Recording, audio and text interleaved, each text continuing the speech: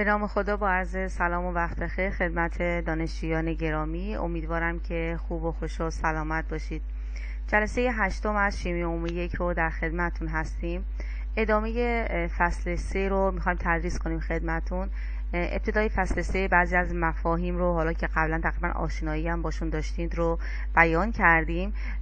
توی این جلسه ادامه مبحث فصل 3 رو بیان میکنیم و چندین سوال سعی میکنیم از پایان فصل حل کنیم براتون که شما انشالله اگه بخواید ادامه رو حل کنید از پایان فصل دیگه مشکلی تو اون قسمت ها نداشته باشید. خب موردی که میخوایم اول براتون توضیح بدیم درصد اجزای ترکیبات هست. روش میخونم حالا که بخواید حالا یادداشت برداری کنید، بعد یه توضیحی رو با مثال براتون عنوان میکنم. درصد اجزای یک ترکیب به آسانی از فرمول آن ترکیب به دست میآید. زیرنوشتای فرمول تعداد مول هر یک از عناصر در یک مول از ترکیب را به دست میدهد. از این اطلاعات و از اوزان اتمی عناصر، یعنی همون وزنه اتمی، همون جرم اتمی عناصر، میتوان وزن هر عنصر در یک مول از ترکیب را بر حسب گرم به دست آورد. خب نگاه کنید، شما باید بلد باشید وقتی ما یه ترکیب داریم، ترکیب که میدونید از عنصرهای مختلف با تعدادهای مختلف تشکیل شده، شما باید بدونید توی یه ترکیب درصد یه دونه عنصر رو توی یه ترکیب به دست بیارید. حالا من یه مثال ساده اینجا آوردم براتون که متوجه بشید منظورم چیه، بعد بپردازیم به مسائل اصلی که میخوایم توی این قسمت حل کنیم. مثال این هست که درصد Fe رو در Fe2O3 به دست آورید. اکسیژن جرم اتمیش 16 هست، Fe هم که جرم اتمیش 56. خب نگاه کنیم، ما یه ترکیبی داریم به نام Fe2O3. میخوایم فقط درصد عنصر Fe رو توش به دست بیاریم. خب درصد که همیشه ضرب در صد داره، اما من چند تا Fe اینجا دارم؟ 2 تا Fe توی ترکیبم دارم. خب جرم 2 تا Fe رو میذارم بالا، جرم کلش که Fe2O3 هم هست میذارم پایین، ضرب در 100 میکنم. خب هر Fe 56 هست، پس میشه 2 تا 56 تا. اینم که جرم کلیش میشه 2 تا 56 به اضافه 3 تا 16 تا که برای اکسیژن هست، درسته؟ ضرب در 100 این میشه درصد Fe شما تو ترکیبتون.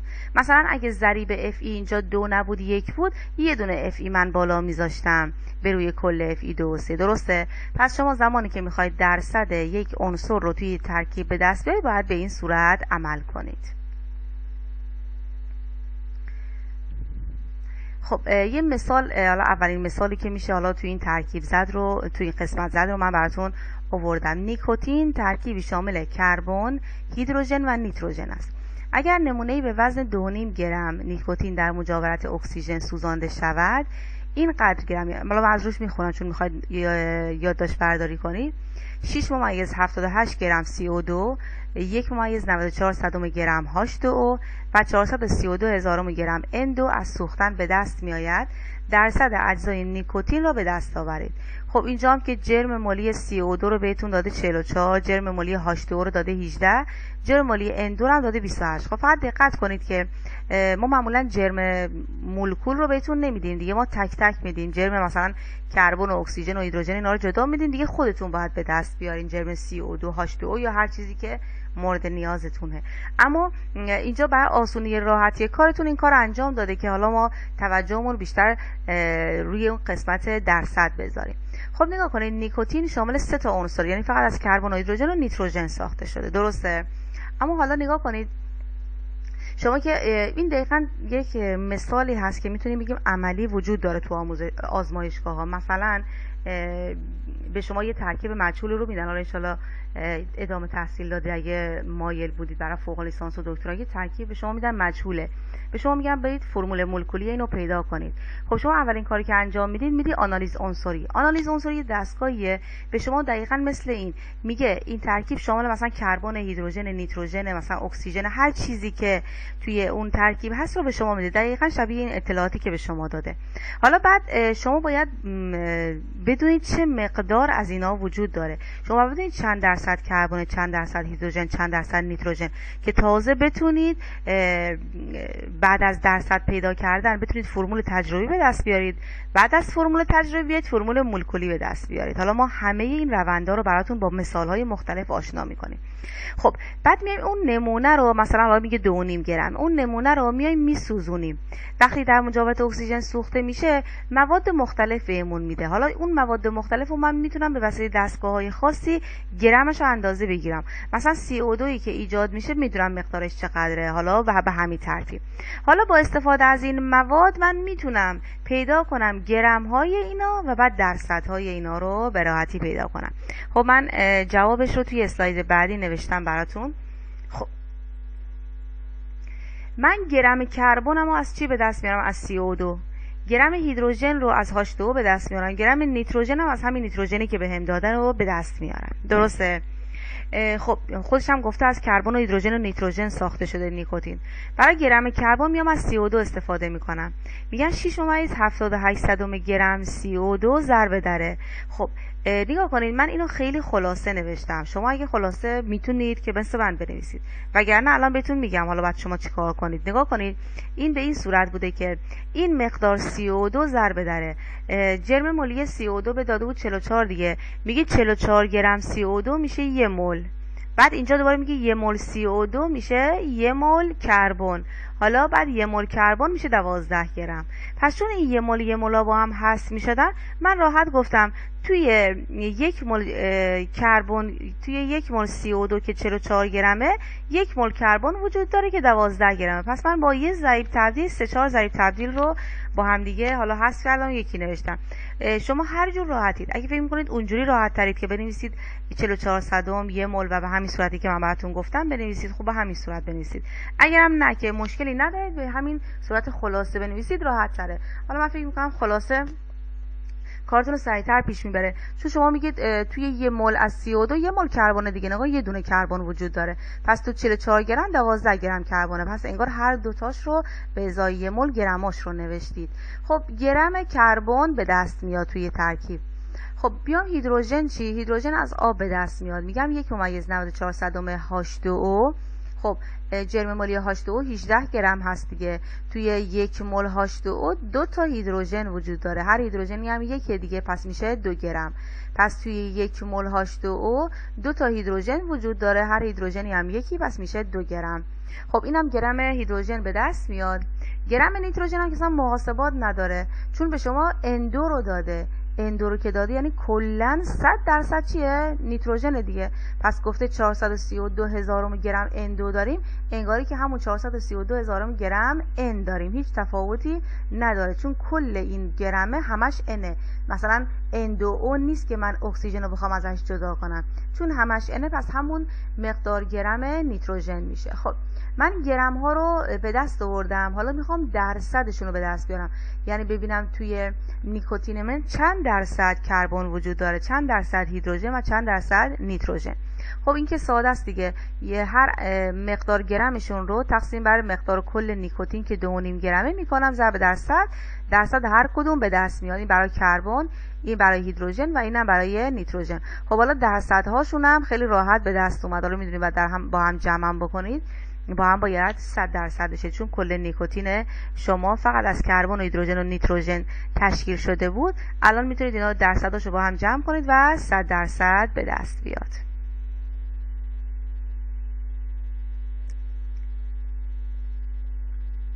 خب یه تمرین برای شما نوشتیم. یه لحظه من یه نکته‌ای توی اسلاید قبلی هست براتون بگم و بعد بیام سراغ این تمرینی که بعد نظر. خب یه سوال داشتم، نگاه کنید.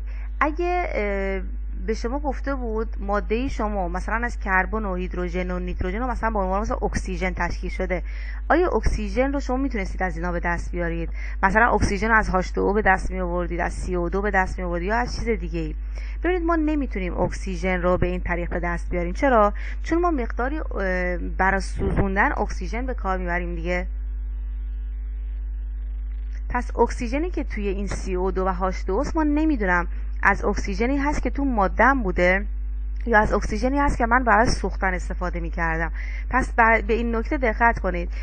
زمانی که می‌خواید حالا اکسیژن رو توی یک ماده تشخیص بدید، با سوزوندن و پیدا کردن محصولات مختلف نمیتونید اکسیژن رو به دست بیارید، چون شما خودتون دارید یه اکسیژن اضافی وارد مدتون میکنید. پس باید به روش دیگه ای فکر کنید و اکسیژن رو به دست بیارید. حالا مثلا میتونید بقیه مواد رو به دست بیارید. خب حالا دیگه هر چی مون دیگه میشه مال اکسیژن، از 100% کمش میکنید و اکسیژن به دست بیاد. حالا راهنمایی هم انجام دادم. پس حواستون باشه اگه سوال به این صورت اومد حواستون به اکسیژن باشه. خب من یه تمرین دادم، حالا سعی کنید با این اطلاعاتی که ما به شما دادیم سعی کنید تمرینا رو حل کنید که من جلسه بعد اینا رو حل میکنم. شما فقط بتونید تصحیح کنید و درصد خودتونم به دست آورده باشید که چه اوضاعی دارید. ببینید تو امتحان پایان ترم احتمال اینکه با مشکل مواجه بشید اونایی که تمرین حل نمیکنن خیلی زیاده. این هم درس اولی هست که توی شیمی توی دانشگاه دارید. برای که حالا با مشکل مواجه نشید سعی کنید تمرینایی که من میدم و تمرینای آخر کتاب رو حداقل یه دور حل کرده باشید که با سوالات آشنایی داشته باشید. سینامالدهید ترکیب موجود در روغن دارچین شامل کربن، هیدروژن و اکسیژن است. پس کربن داره، هیدروژن داره، اکسیژن هم داره. از سوختن یک نمونه 6.5 گرمی از این ترکیب 19.49 گرم CO2 و 3.54 گرم آب به دست می آید. ترکیب درصد سینامالدهید چقدره؟ خب مشخصه دیگه، کربن از CO2 به دست میاری، هیدروژن هم از آب به دست میاری دیگه. حالا اکسیژن رو هم باید خودتون به دست بیارید. دقیقاً شبیه به همون قبلیه هست دیگه. سعی کنید حلش کنید تا جلسه آینده که من سعیش رو براتون توضیح بدم. خب الان تا حالا دونستم چیکار کنم، تونستم درصد ترکیب رو به دست بیارم توی یه مثلا ترکیبی که به وسیله سوزوندن مثلا تونست CO2 H2N2 یا هر ماده دیگه ای رو برای من ایجاد کنه. من درصد اون عنصرها رو توی ترکیب تونستم به دست بیارم. خب حالا با استفاده از این درصد من باید بتونم فرمول تجربی به دست بیارم. نگاه کنید کل این جلسه به هم وابسته است. یعنی الان درصد به دست آوردم، بعد فرمول تجربی، بعد فرمول مولکولی. ممکنه من سوالی بدم بین اینا، مثلا فرمول تجربی بدم فرمول مولکولی بخوام، یا درصد بدم فرمول تجربی بخوام الان حل می‌کنیم براتون، یا اصلا از اول درصد بدم فرمول مولکولی بخوام. پس حواستون باشه چون به هم پیوسته است، 3 مرحله امکان داره که توی یه سوال به شما داده بشه. خب به دست آوردن فرمول ها. اطلاعات به دست آمده از آنالیز شیمیایی یک ترکیب برای به دست آوردن فرمول تجربی آن مورد استفاده قرار می‌گیرد. برای به دست آوردن فرمول تجربی میتوان تعداد مول‌های هر یک از عناصر موجود در نمونه ترکیب را به آسانی از جرم هر یک از عناصر به دست آورد. سپس ساده ترین نسبت صحیح مول‌ها را برای نوشتن فرمول تجربی به کار برد. خب اینجا توضیح نمیدم چون با مثال شما بهتر متوجه بشید. فقط این رو به عنوان نوشته داشته باشید. وقتی این مثال رو حل کردید برای این نوشته رو خیلی بهتر و راحت‌تر متوجه میشید.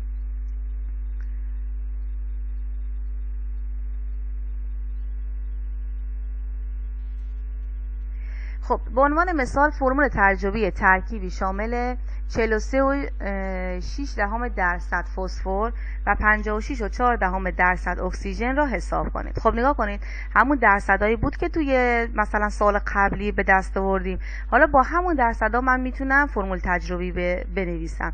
حالا چطور من توضیح میدم براتون. برای آسان شدن مسئله فرض میکنیم که 100 گرم نمونه داریم و تو این 100 گرم 43.6 گرمش فسفره و 56.4 گرمش اکسیژنه که توی اون ترکیبتون وجود داره. چون درصد داده، البته قبلا هم اینو براتون گفته بودم تو فصل 1، وقتی درصد بهتون میده بر راحتی کارتون بیا درصدا رو به گرم تبدیل کنید. پس فرض کنید که مادهتون 100 گرمه، حالا این درصدها راحت به گرم تبدیل میشه. پس منم همین کارو انجام میدم.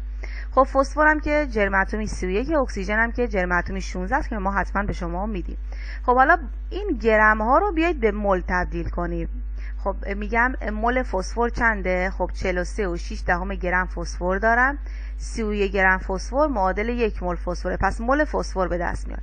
مول اکسیژن هم به همین روش به دست بیارید. 56.4 گرم اکسیژن توی 16 گرم اکسیژن 1 مول اکسیژنه. پس شما مولای هر دو رو به دست میارید. خب وقتی مولا به دست اومد نشان سپس هر دو عدد را بر مقدار کوچکتر تقسیم کنید. حالا اینجا مثلا 2 تا عنصر داره، ممکنه شما 4-5 عنصر داشته باشید. وقتی مولا رو به دست آوردید کوچکترین مول رو پیدا کنید و همه اعداد مول ها رو تقسیم بر اون کوچیکه بکنید. مثلا اینجا 1.41 دارم و 3.53. خب این کوچیک‌تره دیگه. پس همه اعداد مولی که به دست اومده رو تقسیم بر این کوچیکه میکنم. خب میشه 3.53 تقسیم بر 1.41 میشه 2.5 و خودش هم که تقسیم بر خودش که میشه 1. پس نگاه کنید انگار من 1 جز پی دارم و 2.5 جز او دارم. پس فرمول تجربی من میشه P1 او 2.5. خب من 2.5 قبول ندارم. اگه عدد صحیحی بود که دیگه مشکل من حل میشد و فرمول تجربی من اوکی بود. اما وقتی نیم به دست میاد شما حتما کل فرمول رو ضرب در 2 بکنید که این عدد صحیحه بشه. پس میشه P2 او 5 میشه فرمول تجربی شما. اما اگه همینجا هم عددتون صحیح بود دیگه اون میشه فرمول تجربی. فقط اینجا چون من عمدن نیم آوردم براتون که حالا اگه توی سوالا حل کردید به این صورت بود حالا دچار اشکال نشید که به این حالت بگید فرمول تجربی. نه، حتما باید عددتون صحیح باشه. پس تونستید فرمول تجربی رو از درصدها به دست بیارید. درسته؟ پس اگه من به شما همون از اول به شما مثلا جرم 32 H2 اینا رو بدم، شما اول باید درصدها رو به دست بیارید، بعد درصدها رو بیارید باش چیکار کنید؟ فرمول تجربی رو به دست بیارید. درسته؟ خب این از فرمول تجربی. خب حالا میخوام از فرمول تجربی فرمول مولکولی به دست بیارم. یه مثال با یه مثالم حالا شما راحت‌تر میتونید متوجه بشید. فرمول مولکولی یک اکسید فسفر با فرمول تجربی P2O5 را در صورتی که وزن مولکولی این ترکیب 284 باشد را محاسبه کنید. نگاه کنید، پس فرمول تجربی که به دست اومد به شما جرم اون مولکول رو بدن، میتونید فرمول مولکولی به دست بیارید. چطور؟ شما بیاید اون فرمول تجربی که به دست آوردید و جرمش رو حساب کنید. میشه 2 تا 31 5 تا 16 تا میشه 142 تا. این میشه فرمول تجربی اون ترکیب P2O5 تون. درسته؟ خب حالا که میشه وزن فرمول تجربیتون. حالا بیایید و این 284 رو که گفته وزن مولکول اصلیتون هست تقسیم بر این 142 که وزن فرمول تجربی هست بکنید. میشه 2. یعنی شما اگه فرمول تجربیتون رو 2 برابر کنید میشه فرمول مولکولی. پس میگم P2O5 ضرب در 2 میشه چی؟ P4O10 میشه فرمول مولکولی. پس شما زمانی که میخواید فرمول تجربی رو به فرمول مولکولی تبدیل کنید باید حواستون باشه به این مورد که اول جرم خود فرمول تجربی به دست بیارید، بعد اون وزن مولکولی اصلی رو که بهتون دادن بر این جرم تقسیم بکنید. اگه عدد 1 به دست اومد که میگید فرمول تجربی فرمول مولکولی یکسانه. اما اگه عددی غیر از 1 به دست اومد که معمولا عدد صحیحی هم به دست میاد، شما حتما اون فرمول تجربیتون رو ضرب در اون عدد بکنید تا فرمول مولکولی مورد نظر رو به شما بده. پس نگاه کنید شما از اول میتونید بیاید و اگه اطلاعات به شما داده باشن به طور کامل فرمول مولکولی رو توی ترکیب به دست بیارید.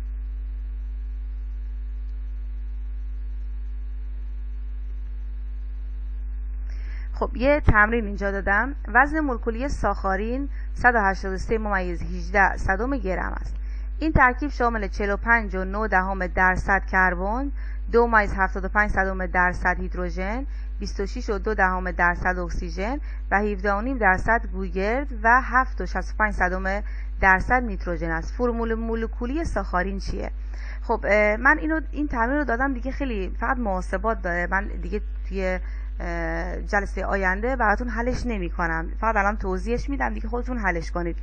نگاه کنید طبق این درصدها که خودش درصدها رو بهتون داده، شما فرض میکنید اینا گرم هستن دیگه. طبق گرم ها میایید و مولا رو به دست میارید، بعد ببینید مول که به دست اومد کدوم کوچیک‌ترینه، همه رو تقسیم بر اون کوچیکه میکنید. خب به دست میاد دیگه، یه عدد صحیح برای همه به دست میاد. خب شما میایید و فرمول تجربی رو اینجوری به دست میارید. بعد وزن مولکول ساخارین هم بهتون داده، بهتون یاد دادم توی مثال قبلی که چطور با وزن مولکولی و فرمول تجربی بیاید و فرمول مولکولی رو به دست برید. چون محاسباتش خیلی زیاده و ساده هم هست، فقط محاسباتش خیلی خیلی زیاده دیگه. من اینو توی جلسه آینده حل نمی کنم، خودتون چون شبیه به قبلی هست حل بکنید و چون وقتمون حالا گرفته میشه خیلی زیاد برای توضیح اینا.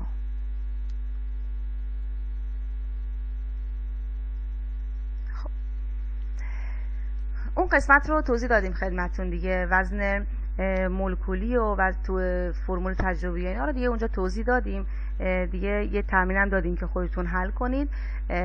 حالا من میخوام یه دو تا مثال از پایان کتابتون براتون حل کنم، پایان این فصل. گفتم این یه دو تا مثال حل کنید، چند تا تمرینم بهتون بدم که توی جلسه آینده حل کنم، که حالا دیگه بقیه‌اش رو میذارم به عهده خودتون که بخواید بخونید. یکم آشنا بشید که اذیت نشید برای بار اول میخواید وارد این مسائل بشید. ببینید فصل 3 فصل ساده‌ایه، ملها و موارد مختلف رو عنوان کرده که بلدید، اما یکم مسائلاش رو دیگه باید بیشتر کار کنید که دستتون پر بشه که من هر مسئله‌ای که به هر صورتی بدم شما دیگه تو این قسمت مشکل نداشته باشید. خب یکی از مثالای پایان فصلتون این هست که سنگ معدن هماتیت Fe2O3 است. سنگ معدن هماتیت به جز Fe2O3 شامل ناخالصی است. اگر 5 کیلوگرم از این سنگ معدن شامل 2.78 کیلوگرم آهن باشد، چند درصد این سنگ معدن Fe2O3 است؟ نگاه کن، پس سنگ معدن شما هم Fe2O3 داره هم ناخالصی داره. حالا درصد Fe2O3 رو توی سنگ معدن میخواد. اطلاعاتی که بهتون داده آهن رو داده، درسته؟ خب آهن رو داده، خیلی راحت شما میتونید Fe2O3 رو به دست بیارید. اولین مطلبی که من میخوام اینجا براتون توضیح بدم اینه که نگاه کنید، بود که من میگفتم گرم ها رو با هم دیگه مینوشتم. شما مثلا میگفتید این مقدار گرم میشه 1 مول، حالا 1 مول دوباره میشه این مقدار گرم از یه ماده دیگه، درسته؟ شما همون رو بر حسب کیلوگرم هم میتونید بنویسید. اگه خاطرتون باشه گفتم اگه شما دادتون با اونی که ازتون میخواد هر 2 کیلوگرم باشه یا هر 2 گرم باشه، شما تبدیل واحدی نیاز نیست انجام بدید. اما اگه یکیش گرم یکیش کیلوگرم باشه حتما باید تبدیل واحد انجام بدید. مهمم نیست اینجا بخواید تبدیل واحد انجام بدید با وجودی که هر 2 کیلوگرمه، اما وقت خودتون صرف میشه. پس من اومدم دیگه همه رو بر حسب کیلوگرم نوشتم، چون 2 تاش کیلوگرم باشه با هم دیگه حساب میشن، دیگه موردی ایجاد نمیکنه. نگاه کنید، پس من میخوام گرم Fe2O3 رو با استفاده از این آهن به دست بیارم. وقتی به دست اومد تقسیم بر این 5 کیلوگرم سنگ معدن میکنم ضرب در 100، دیگه درصد Fe2O3 تو سنگ معدن به دست میاد. خب من بیام کیلوگرم Fe2O3 رو با استفاده از 2.78 کیلوگرم Fe به دست بیارم. خب من الان باید یه تناسب بنویسم بین Fe و Fe2O3. نگاه کنید، تو هر Fe2O3 2 تا Fe دارم، درسته؟ خب من باید Fe رو پایین بنویسم که با این حذف بشه دیگه. الان 2 تا Fe 2 تا 56 تا 112 گرم کیلوگرم Fe دارم. این گرم هم که بنویسی بالایی هم گرم فرقی نمیکنه. من کیلوگرم نوشتم که با این کیلوگرمه بره. شما میتونید بگی اینقدر کیلوگرم Fe میشه یک کیلوگرم Fe میشه 1000 گرم Fe. حالا این رابطه رو بر اساس گرم به گرم بنویسید و در آخر دوباره گرم رو به کیلوگرم تبدیل کنید. هیچ موردی نداره، اما بر راحتی کار این کار رو انجام بدید. همون گرمی که میخواستی بنویسید به کیلوگرم بنویسید و جوابتون به دست میاد. خب حالا گفتم که توی هر Fe2O3 من 2 تا Fe دارم. 2 تا Fe 2 تا 56 تا 112 تا میشه، درسته؟ خب خود Fe2O3 هم در میاد 159. پس میگم میتونم بگم 112 گرم Fe معادل 159 گرم Fe2O3 است. اما خب من کیلوگرم به کار بردم که با این کیلوگرم راحت حذف بشه. خب با این روش اومدم کیلوگرم Fe2O3 رو با استفاده از آهنه به دست آوردم. حالا این کیلوگرم رو میذارم تقسیم بر سنگ معدنه میکنم ضرب در 100، درصد Fe2O3 توی اون سنگ معدنه به دست میاد. خب. یه مثال دیگه هم توی این قسمت حل کنم دیگه. بقیه رو تمرین دادم که انشالله شما حل کنید. نقره استرلینگ یه نوع نقره است شامل 92.5% آجی و 7.5% CU است. در این آلیاژ در ازای هر اتم CU چند اتم آجی وجود دارد؟ معمولا وقتی درصد بهتون میدن بهتره که بیاین به گرم تبدیلش کنید. میگم که این آلیاژ شامل 92.5 گرم آجی و 7.5 گرم CU می باشد، درسته؟ وقتی که به گرم تبدیلش کردید حالا میتونه ازش استفاده کنید. خب ازم چی خواسته؟ گفته چند اتم آجی وجود داره در ازای هر اتم CU. پس من با 1 اتم CU شروع میکنم. خب میدونم که 1 مول من به اندازه عدد آووگادرو اتم CU داره. پس عدد آووگادرو 6.2 ضرب در 10 به توان 23 اتم CU هست. معادل 1 مول. 1 مول هم معادل 63.5 گرمه. پس به جایی که دیگه من اینو ضریب تبدیل بنویسم، یه مرتبه می‌نویسم 6.2 ضرب در 10 به توان 23 اتم CU 63.5 گرم CU هست. درسته؟ 1 مول رو حذف کردم. خب حالا که رسیدم به گرم CU میدونم از این رابطه استفاده کنم. 7.5 گرم CU 92.5 گرم آجی داره. ضرب در شما اتم آجی رو میخواید. حالا میاید جرم مولی آجی 107.9 گرم هست. 107.9 گرم آجی 1 مول آجیه. 1 مول آجی اینقدر اتمه. پس من دوباره 1 مول رو حذف کردم. میگم 107.9 گرم آجی معادل عدد آووگادرو اتم آجیه. پس راحت این دوتا هم حتی با هم دیگه ساده میشه و جواب آخرش راحت به دست میاد. من جواب آخر دیگه به دست نیاوردم دیگه. عادت کنید به اینکه ما جواب آخر رو به دست نیاریم. سعی کنید خودتون حلش بکنید. ما فقط راه حل رو براتون نشون میدیم که انشالله توی راه حل مشکل نداشته باشید. خب 3 تا تمرین براتون در نظر گرفتم. تمرین اول، هموگلوبین خون شامل 342,000 درصد Fe است. اگر هر واحد فرمولی هموگلوبین شامل 4 یون Fe دوبار مثبت باشد، وزن فرمولی هموگلوبین چیست؟ یه راهنمایی بکنم. وقتی میگه وزن فرمولی همون جرم مولی میشه گرم به روی مول. درسته؟ چون نسبتی هست بهتره که بگید گرم بالایی رو علامت سوال بذارید چند گرم شروع کنید از 1 مول. درسته؟ گفتم معمولا بالایی رو میذارن به عنوان مجهول و پایینی که تو مخرج هست رو باش شروع میکنید. یکی از دانشجوها به من پیام داده بود تو این قسمت که خود کتاب اینجوری حل نکرده، مثلا اومده گفته گرم به روی مول به عنوان مثلا یه سوال دیگه ای فرستاده بود برای من.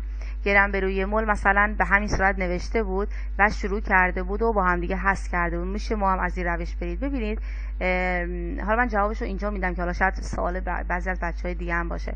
اصل استیکیومتری اینجوری نیست. اصل استیکیومتری همینه که ما میگیم خدمتتون باید به این صورت باشه. نگاه واحدا باید پشت سر هم حذف بشن، نه اینکه یه واحدی اول بمونه با آخری حذف بشه. درسته؟ وقتی شما درصد می‌نویسید یکیش بالاخره حذف میشه، اون یکی میمونه تا بعداً حذفش کنید. درسته؟ از نظر واحدی منظورم هست. این کار درستی نیست. از نظر استیکیومتری کاملا صحیح نیست. حالا بازم من اگه شما توی امتحان حل کردید نگاه میکنم ببینم چطور حل کردید. حالا اگه مناسب بود و حالا یه قسمت هایی رو تنها به این صورت بود، اینجوری نیست که روش کامل خط بکشم. یه قسمت هایی که حالا احساس میکنم درست هست و اون قسمت ها رو بهتون نمره میدم. اما اگه بخواید حالا به صورت تناسب حل کنید که هیچ نمره‌ای تعلق نمیگیره بهتون، اما اگه شبیه به خودم حل کنید که دقیقاً روش کاملا صحیح استیکیومتری برید که نمره کامل میگیرید. اگرم که نه به اون روشی که حالا شما میگید توی کتابم حتی هست حل کنید، میگم به صورت نسبتی هست، کاملا صحیح نیست. نمیتونم نمره کامل بهتون بدم، اما خب اینجوری هم نیست که هیچ نمره‌ای به شما تعلق نگیره. بستگی به حالا حل کردنتون حتما نمره‌ای تو اون قسمت بهتون تعلق میگیره. خب مورد بعدی که یه تمرین دیگه براتون در نظر گرفتم، در اثر گرم کردن 6.65 گرم از NaSO4 و X تا H2O. به اینا که میدونید این ترکیبات میگن ترکیبات آبدار، پشتش هم نوشتم، یعنی تو ساختار بروریشون یه چند مورد H2O یا آب به کار رفته. X تا اینجا یعنی هنوز عددش رو نداده. در خلا آب خارج شده و 3.67 گرم NaSO4 خشک بر جای میماند. مقدار X رو در فرمول این چقدر است یا پیدا کنید. خب نگاه کنید، خودش گفته اینقدر بوده وقتی که آبش خارج شده این مقداره. خب شما این دوتا رو از هم کم کنید، خوش مقدار H2O که توی این NaSO4 X تا H2O بوده به دست میاد. وقتی به دست اومد دیگه راحت شما میتونید حلش کنید و مقدار X رو توی این قسمت به دست بیارید. حتما راهنمایی ها رو ما انجام میدیم که شما بخواید حل کنید. تمرین بعدی اینه که ماسکون ماده خوشبوی موجود در مشک است. یه ماده‌ای هست که باعث میشه مشک بوی خوبی بده. دارای فرمول مولکولی C16HCO است. ترکیب درصد ماسکون چیست؟ نگاه کنید، عکس اونایی که ما تا حالا حل کردیم این سوال هست. همیشه ما ترکیب درصد رو میدادیم، شما فرمول تجربی به دست میآوردید، اصلا اون فرمول تجربی فرمول مولکولی به دست می آوردید. حالا اینجا عکسشه، فرمول مولکولی رو بهتون داده، ازتون ترکیب درصد خواسته. حالا ببینید به چه روشی و چطور میتونید حلش کنید. ان شاء الله تا ما جواب اینا رو جلسه آینده میدیم خدمتتون. فصل سومتون تموم شد، سعی کردیم چند تا مسئله هم حل کنیم براتون. جلسه آینده فصل 4 رو شروع میکنیم، اما قبلش این تمرین ها رو براتون حالا توضیح میدیم کامل که چندین تمرین داشته باشید از این فصل و بعد فصل 4 رو ان شاء الله شروع میکنیم. موفق و مؤید باشید تا جلسه آینده. خدا نگهدار.